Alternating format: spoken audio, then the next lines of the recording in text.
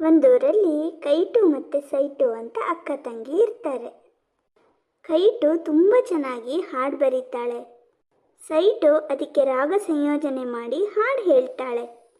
ಕೆಲವರಿಗೆ ಕೈಟು ಬರೆದಿರೋ ಹಾಡು ಇಷ್ಟ ಆದರೆ ಇನ್ನು ಕೆಲವರಿಗೆ ಸೈಟು ಹಾಡೋ ಹಾಡು ಇಷ್ಟ ಆಗುತ್ತೆ. ಒಟ್ಟಿನಲ್ಲಿ ಇವರಿಬ್ಬರಿಗೂ ಒಳ್ಳೆ ಜನಪ್ರಿಯತೆ ಸಿಕ್ಕಿರುತ್ತೆ. ಹೀಗೆ ಇರಬೇಕಾದ್ರೆ ಒಂದ್ಸಲ ಇವರಿಬ್ಬರ ಮಧ್ಯೆ ಜಗಳ ಶುರುವಾಗತ್ತೆ. ಜಾಸ್ತಿ ಮಾತಾಡಬೇಡ ಸೈಟು.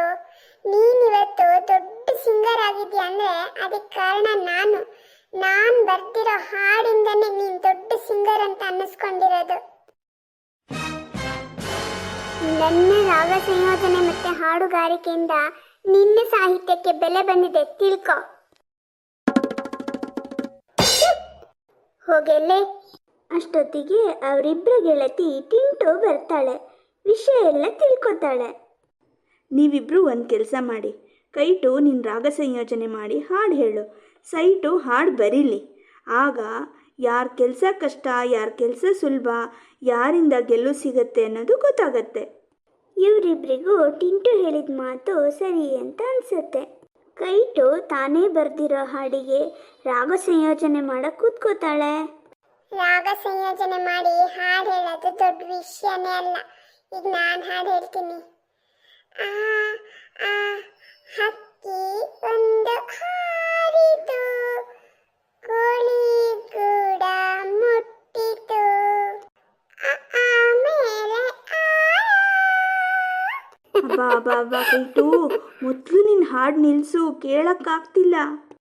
ಓ ಹಕ್ಕಿ ಇಲ್ಲಿ ಬಾರೆ, ಕರಡಿ ನೀನು ಓಡಿ ಹೋಗು, ಚಿರತೆ ನೀನು ಹಾರಿ ಬಾ, ಜಿಂಕೆ ನೀನು ನೆಗೆದು ಬಾ. ಅಯ್ಯೋ ಸೈಟು, ಮೊದಲು ಆ ಬುಕ್ಕು ಪೆನ್ನನ್ನು ಕೆಳಗಿಡು, ಕೇಳಕ್ಕಾಗ್ತಿಲ್ಲ. ನಾನು ಹಾಡ್ಬೇಕಾದ್ರೆ ದೊಡ್ಡದಾಗಿ ನಗಾಡಿದ್ಲು, ಈಗ ಇವಳು ಮಾಡಿದ್ದೇನು? ನಕ್ಕಿದ್ ಸಾಕು ಕೈಟು. ಈಗ ನೀನು ಹೇಳು, ಹಾಡು ಹಾಡಬೇಕಾದ್ರೆ ನಿನಗೆ ಕಷ್ಟ ಆಯಿತೋ ಇಲ್ವೋ? ಹೌದು ಟಿಂಟು, ಹಾಡು ಹೇಳೋದು ತುಂಬ ಕಷ್ಟದ ಕೆಲಸ. ಇದು ನನ್ನಿಂದ ಆಗಲ್ಲಪ್ಪ. ಮತ್ತೆ ಸೈಟು ನೀನು ಹೇಳು. ಹೌದು ಕಣೆ ಟಿಂಟು, ಹಾಡು ಬರೆಯೋದು ಕೂಡ ತುಂಬ ಕಷ್ಟದ ಕೆಲಸ. ಇದು ನನಗಾಗಲ್ಲಪ್ಪ. ಕೈಟು ಅದೆಷ್ಟು ಚೆನ್ನಾಗಿ ಹಾಡು ಬರೀತಾಳೆ, ಬೇಗ ಹಾಡು ಬರೀತಾಳೆ. ನನ್ನ ಕೈಲಿ ಸಾಧ್ಯನೇ ಇಲ್ಲ. ಎಲ್ರಿಗೂ ಅಷ್ಟೇ, ತಮಗೆ ಗೊತ್ತಿರೋ ಕೆಲಸ ಮಾಡೋಕ್ಕೆ ಸುಲಭ ಅನಿಸುತ್ತೆ, ಬೇರೆಯವ್ರು ಮಾಡೋ ಕೆಲಸ ಕಷ್ಟ ಆಗತ್ತೆ. ಆದರೆ ನಾವು ಬೇರೆಯವ್ರನ್ನ ಗೇಲಿ ಮಾಡ್ತೀವಿ, ನಾವೇ ಸರ್ವಶ್ರೇಷ್ಠರು ಅಂತ ಬೀಗೋದು ಮಾತ್ರ ಅಲ್ಲ, ಇನ್ನೊಬ್ರನ್ನ ನೋಯಿಸ್ತೀವಿ. ಇದು ತಪ್ಪು ಅಂತ ಗೊತ್ತಾಯ್ತಲ್ವ ನಿಮಗೆ? ಹೌದು ಗೊತ್ತಾಯ್ತು. ನಾನು ಸೈಟಿಗೆ ಸಾರಿ ಕೇಳ್ತೀನಿ. ಸಾರಿ ಕಣೆ ಕೈಟು, ನಿನಗೆ ತುಂಬ ಬೇಜಾರು ಮಾಡಿದೆ, ಬೈದೆ, ಕ್ಷಮಿಸು ಆಯಿತಾ? ನೀನು ಹಾಡು ಬರಿಬೇಕು, ನಾನು ರಾಗ ಸಂಯೋಜನೆ ಮಾಡಿ ಹಾಡಬೇಕು, ಆವಾಗಲೇ ಅದು ಸೂಪರ್ ಹಿಟ್ ಆಗೋದು. ನನ್ನನ್ನು ಕ್ಷಮಿಸಿಬಿಡು ಸೈಟು. ನೀನು ಚೆನ್ನಾಗಿ ಹಾಡು ಹೇಳಿದ್ರೆ ಮಾತ್ರ ನನ್ನ ಸಾಹಿತ್ಯಕ್ಕೆ ಬೆಲೆ. ನೀನು ಹೇಳಿದ ನಿಜ, ಆಗಿದ್ದಾಗೋಯ್ತು. ಇನ್ಮೇಲೆ ನಾವಿಬ್ಬರು ಒಗ್ಗಟ್ಟಲ್ಲಿರೋಣ. ಹಾಂ, ಈಗ ನಿಮಗೆ ಅರ್ಥ ಆಯ್ತಲ್ವಾ? ಒಗ್ಗಟ್ಟಲ್ಲಿದ್ದರೆ ಯಾವ ಕಷ್ಟನೂ ಬರಲ್ಲ, ಯಾವ ದುಃಖನೂ ಆಗಲ್ಲ. ಇನ್ಮೇಲೆ ಹೀಗೆ ಇಬ್ಬರೂ ಒಗ್ಗಟ್ಟಲ್ಲೇ ಇರಬೇಕು. ಖಂಡಿತ ನಾವಿಬ್ಬರು ಒಗ್ಗಟ್ಟಲ್ಲಿರ್ತೀವಿ.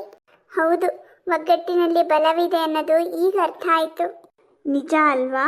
ಒಗ್ಗಟ್ಟಿನಲ್ಲಿ ಬಲವಿದೆ. ನಿಮ್ಮ ಲೈಕ್ನಲ್ಲಿ ಬೆಂಬಲವಿದೆ. ಕಮೆಂಟ್, ಶೇರ್, ಸಬ್ಸ್ಕ್ರೈಬ್ ಬೇಕೆನ್ನುವ ಹಂಬಲವಿದೆ. ಪ್ರೋತ್ಸಾಹ ಕೊಡ್ತೀರಾ ಅಲ್ವಾ? ಇನ್ನೊಂದು ಕತೆ ಜೊತೆಗೆ ಸಿಗ್ತೀವಿ. ಧನ್ಯವಾದಗಳು.